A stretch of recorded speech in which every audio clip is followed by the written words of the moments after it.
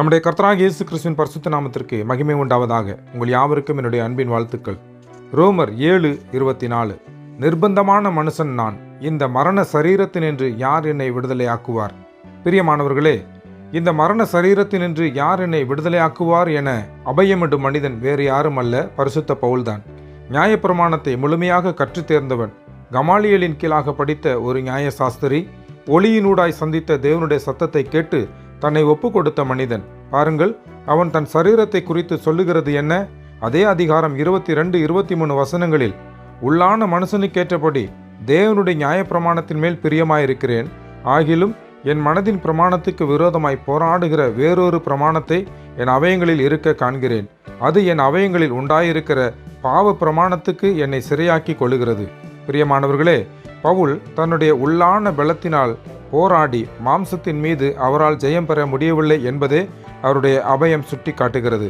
நாமும் அப்படித்தான். பல நேரங்களில் பல்வேறு இச்சைகளினால் இழுப்புண்டு மாம்சமானது உள்ளான மனிதனை மேற்கொண்டு உள்ளான மனிதனை தோல்வியடைய செய்கிறது.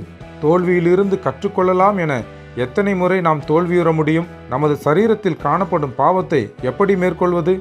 இதை கூறிய பவுல்தான் ரோமர் 6:6 இனி நாம் பாவத்துக்கு ஊழியம் செய்யாதபடிக்கு பாவ சரீரம் ஒளிந்து போகும் பொருட்டாக நம்முடைய பழைய மனுஷன் அவரோட கூட சிலுவையில் அறையப்பட்டதென்று அறிந்திருக்கிறோம் என கூறுகிறார்.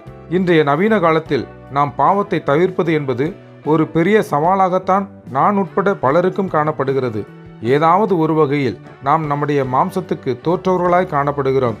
நாம் ஒவ்வொரு முறையும் தோற்கும்போது நினைவில் கொள்ளுங்கள், நாம் அவரோட கூட சிலுவையில் அறையப்பட்டுள்ளோமா?